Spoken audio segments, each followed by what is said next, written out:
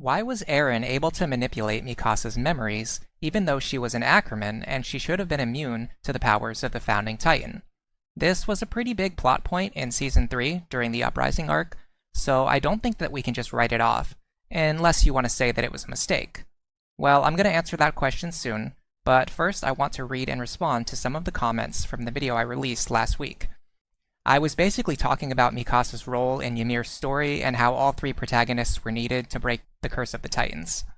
I also want to say the comments in that video were generally really well behaved, and I truly appreciated that. There were some negative opinions, but very little name calling. I'd be pretty happy to see more discussions like that in the future, where people have different opinions, but they can share them without, directly attacking each other. Z1A6241 asks, if Eren wanted a long life for his friends, how could he watch them nearly being killed when they all tried to stop him? And he also fought against Armin as a Colossal Titan. So I guess there's two main points to this question. Were the other results even worse? And did Eren have no choice? Kunikloy says that if he did nothing, like in the alternate timeline, all of his friends in Parody would have died later on, when they came and attacked with the flying boats, which is basically what I said, were the other results even worse?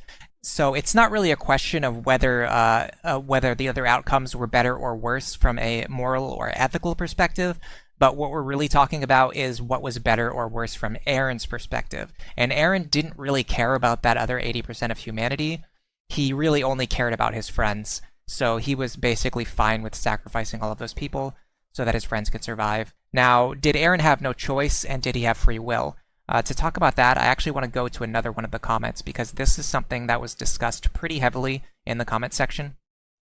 So Davey Wavy asks, what still confuses me is just how much of what Eren does is really his will, and how much of that is constructed by Ymir. He's basically asking the same thing. Did Eren have free will, or was Ymir controlling him? And then you had this response from Zachary talking about how, there could only be one timeline and how all of the past and the future existed at the same time. So I find this aspect of the story to actually be extremely interesting for one reason. It's because of this philosophy called existentialism, which really blossomed in the mid-20th century as a response to the tragedies and atrocities of World War II. And so if you think about it, Attack on Titan itself also has a lot of parallels with World War II. So I thought it was very interesting that the finale of this series also really delves very deeply into these concepts of existentialism and free will. So it's kind of asking, does free will even exist, or is everything predetermined? In existentialism, they believe that your existence precedes your essence. I'm going to explain as briefly as I can what that means. Basically, you're not made to be or to act a certain way. Instead, existentialists believe that the way you act every day determines the type of person that you are. So Eren, on the other hand, believes that his essence precedes his existence. So basically, if I want to compare the two philosophies, an existentialist believes that the way that I act today is going to determine what kind of person I am. Eren believes the kind of person that he is going to determine how he acts today, and how he acts tomorrow, and how he acts 7 years from now. Eren's rejection of existentialism is ultimately what led to this horrible tragedy in the Rumbling. Hyper Pedro is another user who briefly touched on this subject more from the position of Ymir. He basically asserted that Ymir's position was actually very similar to Eren, so Ymir also didn't have free will because she knew that all of the tragedies that happened and how the curse was going to end was already set in stone from the beginning, all because of this same idea that, time is occurring simultaneously. So neither Eren or Ymir really had free will in what happened, if I understand what Pedro is saying here. And Gluminati also discussed the same question, where is the line between Ymir's will and Eren's will? So this is less talking about whether Eren had the choice or whether Ymir had the choice, and it's more talking about who between Ymir and Eren was more culpable, and this led to even more discussion. There's a post from Rakul at the bottom. He commented in a lot of the threads and discussions in this video. I think he commented on at least 3 other people's follow-ups. Right here, Rakul is talking about how the predetermined outcome was only predetermined because of Eren's own stubbornness. He was basically a slave to himself. Eren would have never accepted sterilization, and he would always try to trample the rest of the world. So this is a point of view that really gets into what we were talking about with existentialism, where if you accept this idea that if this is just how Eren is, then this is what he's always going to do, and this is how the events are always going to play out. Jermaine says the fact that we've got to use all these theories for Attack on Titan basically means that it's trash. Kunikoi disagrees. As for me personally, as I said in my response, I like all of the theories. I like all this discussion surrounding the series. It's nice to have something to talk about. User named Dynon made this overly long post that was pretty critical of the ending haters, but I thought there was some, I'm not going to read everything, but there were some interesting thoughts in here. He says that he thinks the Attack Titan represents Ymir's desire to rebel and to be free from the royal family's will, that she wants to make choices from her own, but she needed that extra push, and basically Eren showing up 2,000 years later was the extra push that she needed. And one thing that I thought was cool was how Dynon's post generated a lot more discussion. There are some videos and some threads, depending on, which website you go to, where if somebody makes a big post like that, like the one that Dynon made, it would basically just get ignored. Nobody's going to read something that long. But I think what kind of, goes against what Japan was saying is that the ending of Attack on Titan has generated so much discussion between people that it's created this kind of community where you can actually find a space where someone makes a ridiculously long essay in a YouTube comment, and they actually get a bunch of responses from people who read their post and they're responding to it. There were some comments like this one from Ernest J. He's basically just reiterating what I had said previously in my video. So if I didn't respond to your comment directly or call out your name directly, it's probably just because there were so many comments. Unfortunately, I couldn't get to them all, but I did read and respond to every single comment on the video. So I was really appreciative of everybody who had something to add to the discussion. Ando is clownin', had this interesting theory about how Mikasa gave Eren a proper burial under the tree, and he thinks that this is the same tree that the hallucigenia came from, the giant titan worm, and so that had something to do with why Mikasa was needed. It was interesting, but I think both actually Ando and myself both agreed it's probably a little bit of a stretch, but it's still an interesting thought. OG Baby Girl had this pretty funny comment. My husband, who is not an anime fan, watched through half the final episode and he said it was good. But once all of the Ymir, Mikasa, and all of the Armin and Eren stuff came up, he literally said, "What the heck?" You have a great explanation to help give me a little peace. Natwaf was thinking about how Erwin had such a big role in the final arc, despite the fact that he was dead. I spent probably a good minute and a half just discussing, how things could have gone differently if Erwin had been left alive, but why Armin was ultimately needed to get through to Eren in the end. I wanted to highlight this comment from Some Oak. He's actually been one of my most active subscribers and chatters. He basically said that Mikasa has the strength to do what is needed, Armin has the wisdom to carry everything forward, while Eren is the one who is the glue and brings these two parts together. Shifty says, every unclear thing in this anime can be solved by saying paths. I hecking hate the paths. You can't defend this bull heck of future existing before paths. Just because of paths alone, this show is 6.5 out of 10. And no more. I thought this comment was pretty funny. It did prompt me to think about how Attack on Titan has a system that's pretty similar to Magic, where things happen and the author doesn't necessarily need to explain how the mechanisms of the Titan system work. Whereas in a hard science fiction story, there might have been more discussion towards making sure they explain exactly how everything works. I don't want to completely ignore the fact that there were people who disliked the ending or even hated the ending.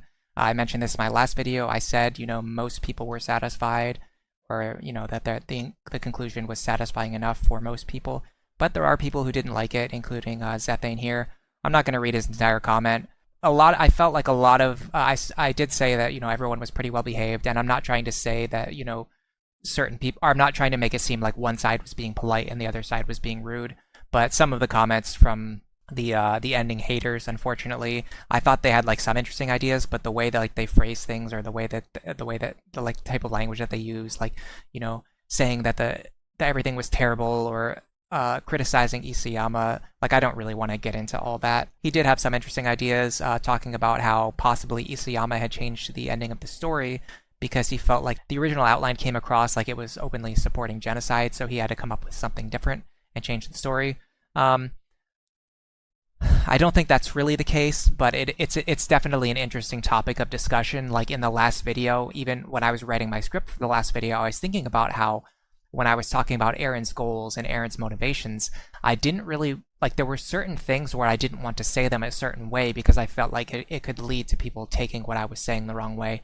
And so if I felt that kind of pressure, just like wanting to talk about the ending of Attack on Titan, you can only imagine that for Isayama, who is actually writing the story himself, he must have felt even more pressure to feel like he has to say things a certain way or write things a certain way to make sure that he's not coming across like he's supporting any ideologies that he doesn't want to be associated with. And he did also allude to the fact that he thought that Eren's, specifically in chapters 130 and 131, there was inconsistencies in Eren's internal monologues. And so why would Eren lie to himself when he's speaking in his own head? And so I actually followed up on this, and I went and I read those chapters again, and I looked and I tried to find what Zethane was talking about, and honestly, I couldn't find it.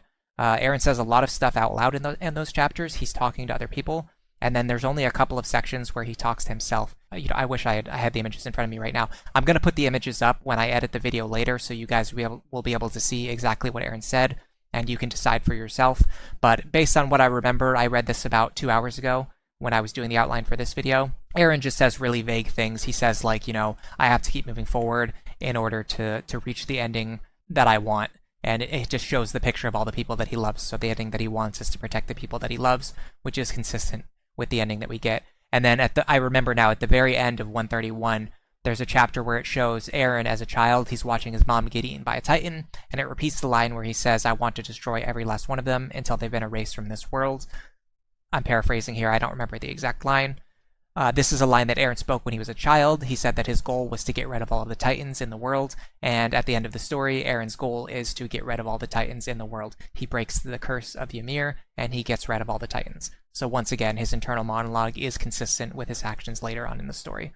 So I didn't think that Zethane was correct in this assessment, but I'm glad that he brought it up because it led to me taking a closer look at the story. And maybe if you agree with him, that's fine too. You might have read things differently than how I read them. Here's a comment from Italian Isaac Clark, and actually I want to correct something. I said that Zethane was the one who talked about Eren's internal monologues. It was Isaac who talked about the internal monologues. But either way, I did follow up on this. This is another one of those comments where I felt like he was just being like too antagonistic and too rude. Like he could have phrased things in a way that was just more productive to the discourse, but he did have some interesting ideas, and I thought it was interesting enough that I did want to talk about and highlight what he was saying. Either Zethane or Isaac Clark, one of them brought up Attack on Titan no Requiem. It's a fan-made ending. Some of you may have already heard of it. Some of you might have not.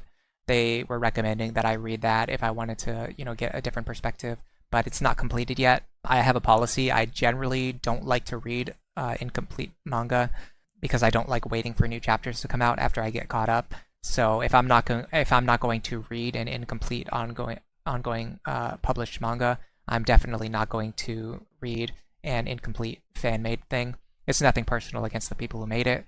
It's just I don't know when, or even if they're going to finish the next chapter or to finish their story. Aether asks, why did killing Zeke stop the rumbling? Only Ymir knows. Well, actually, there were several people who already responded to answer Aether's question, but I'll go ahead and answer it briefly because I think this is one that does have a fairly straightforward answer. So in order to control the full powers of the Founding Titan, it's established earlier on in the story that you need someone who possesses the Founding Titan but isn't bound to the will of the first king, and you also need a Titan who has royal blood, and these two Titans need to come in contact with each other. So as long as Eren and Zeke were in contact with each other, they could control the full powers of the Founding Titan. This allowed Eren to control Ymir's powers and enact the rumbling. And as soon as Zeke was killed, he no longer had access to the powers of a Titan with royal blood, and that's what caused the rumbling to end immediately. Now, why was Eren still able to manifest a giant colossal Titan to fight with Armin after Zeke was killed and after he was separated from the giant Titan worm? That I actually do not know. So if you have any thoughts about that, I'd love to hear somebody try to give me an explanation on that one. Lastly, I'd like to talk about how Eren was able to manipulate Mikasa's memories, even though she's an Ackerman and she should have been immune to the powers of the Founding Titan, the question that I brought up at the beginning of the video. I'm specifically referring to the scene where, right before Mikasa takes out Eren, she has a vision of a life that they spent together. They ran away during the war and basically lived together for several years until Eren's time ran out as the founding Titan. There's a question as to whether these actually were implanted memories, or if this was maybe just a fantasy of Mikasa's, or even a fantasy of Eren's, depending on how you view the framing of the narrative. Unfortunately, that wouldn't really answer the question, because after Eren is defeated, there is a scene where Mikasa, Armin, and everyone else talks about how Eren came to visit them, and then he erased their memories. So there is something going on here where Eren was able to erase Mikasa's memories specifically, even though, based on what we learned in the Uprising arc, he shouldn't have been able to do this. Another discussion that was brought up, I touched on it briefly in the comment section of this video, but people did discuss it more at length, was this idea of like maybe an alternate timeline. Did this actually happen in another timeline? For me personally, I think what happened is that is basically the same thing as what happened with Armin. He visited Mikasa and spoke to her, and while he was doing that, he implanted these memories in her, or they even were able to maybe live out this life together, this version of the alternate future, so that after Eren passed away, she would still have those memories and she could hold on to those for the rest of her life. It was a nice way for her to remember him. But again, this doesn't answer the question of how he was able to do it. So I think this gets into what we talked about earlier about magic versus science fiction. So if this was a science fiction story, we would need to get really specific explanations on how the manipulation of the memories works, and exactly what kind of memories are able to be altered. And the truth is, Isayama never really gave us that detailed of an explanation, and because of that, it leaves a lot of room where later on he can just say, or he doesn't even need to say it, he can just show that Eren is able to implant memories into Mikasa, and then those memories won't manifest until a later date. This is a little bit different from erasing her memories, and even if there is some kind of like memory erasure going on, maybe she was just more resistant to that compared to the other characters. You could definitely also make the argument that this is just an error, it's a mistake, it's a retcon. At the end of the day, everyone's going to have their own opinion on how they read the story and what they think about it, and what Isayama was thinking when he wrote it. But either way, I read all of the comments that I wanted to read out, and I discussed all of the things that I wanted to discuss. I'd be happy to see more comments like that in this video. I don't think I'm going to make a third one, but I do want to say thanks a lot. I was really happy with how this video turned out, but even more than that, I was happy with the response that I got and the engagement that I got from everyone who watched the video. So really huge thanks to everybody who watched, commented, and liked. But for now, I'll just leave you with that. So enjoy the rest of your day, everyone.